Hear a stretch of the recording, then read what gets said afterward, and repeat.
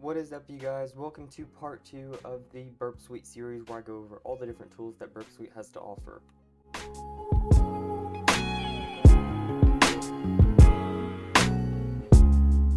Today we're going to be looking at the proxy tab, how to use it, and how to intercept the request. So for the people who are super new to cybersecurity and don't understand how packets, requests, or any kind of basic networking works, this is a quick overview of how it works. So whenever you load up a website, what happens in the backend is a bunch of requests are sent to the server that respond with information that you need to be able to see the website.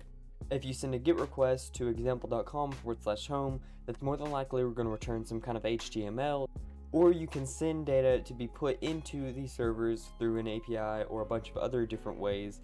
There's plenty of different ways to get information to the server, but let's actually look at how that works in the backend using Burpsuite.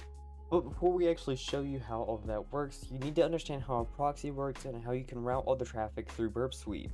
Whenever you start up Burpsuite, what happens in the backend is there's a task that's started. This is the live proxy server that you can route all the traffic through, and that's where you can intercept and mess with all the requests.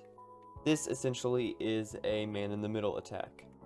We don't always want to use the built-in Burpsuite browser. Sometimes we want to use our own browsers such as Firefox, Chrome, or Brave even. So all we have to do is open up our browser and we can look up proxy, and that will bring up a bunch of different things. Some might not be compatible with your browser. You just have to make sure you're in the right store. Proxy is specifically for Firefox, but I use a different extension for Brave that's kind of like Proxy. And all you really have to do whenever it comes to your proxy extension is just make sure that the host IP address is your local host machine or something of the sort, wherever your server is at, and you can have the port as whatever you want. Really just make sure it matches with Burpsuite, and you can verify this by going into here and making sure this is the same interface as your proxy is leading to. Now with all that being said, you're now ready to actually start intercepting requests. For example, I'm going to be using FlowGPT. If I go ahead and enable my proxy and go over to proxy, you can see we already have a bunch of requests coming through. Go all the way down here, and here is a bunch of FlowGPT traffic. This is exactly how you would intercept these requests. So let's start off with the intercept tab. Let's go ahead and turn intercept on and intercept a request. So we'll just type in hello. And as you can see, we have a request that's coming through here. Up here in the top left, you can see the URL and port that it's targeting along with the server IP. Here you can see the request type and the endpoint that you're hitting along with all the queries. And of course, here are all of your headers. There's mainly two options you have whenever you intercept a request like this. You can either forward it, which means send it to the server, or you can drop it, which means it just drops and it doesn't go to the server.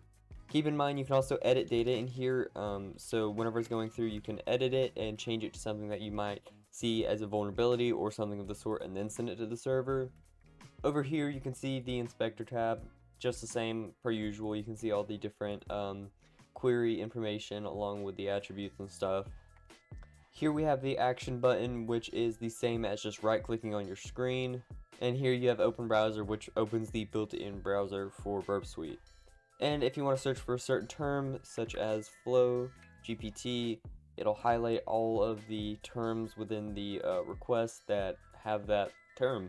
But please remember, no request will go through if you still have intercept on. You have to manually go through each of the requests. This is like for really in-depth requests if you want to see each and every single one that's being sent to and from the server.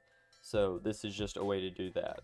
Over in the HTTP history, you can see all of the requests that have been sent to and from the server. This is just all logging. This is to see everything that was sent to and from, and you can also click on these requests. You can see all of the data on them just like you can anywhere else. You have the inspector. This is better for after sending the request. So if you send a request that's been edited and you want to see the response, this is how you do it. You can also filter through all of the requests using this little filter option up here.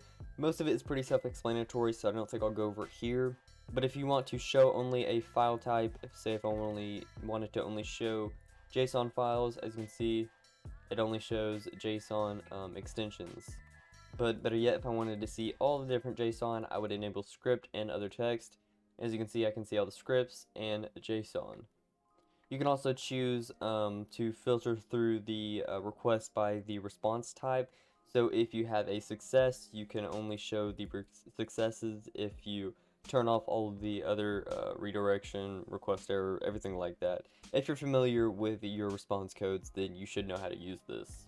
With all that being said, let's move over to WebSockets. Really, there's nothing in here right now because I believe FlowGPU doesn't have any WebSockets, but what you would see here is the connection to the client and the server of WebSockets and most of the information through the WebSockets history tab.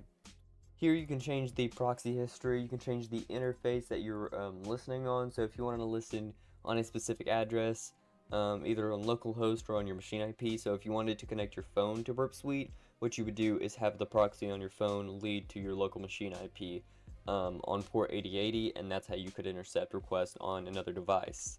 Here you can also change the port, so you can make it 6969 if you wanted to. Default it's 8080, there's really no reason to change it. Here you can import or export a certificate. This is for just getting certificates to install on a device to actually make the device listen to all the requests and it be trusted. Overall, that's a pretty simple overview of how all of it works. That's the proxy tab for Burpsuite. I hope you guys enjoyed this video, and if you want to see part 3, make sure to show this video some love, and if you want to support me, you can check out my Discord with all the links in my bio, all the other socials that I have. It really helps me, and I will continue to do this series until I go all the way to the organizer. Thank you guys so much for watching, and I will see you guys whenever I go over the intruder.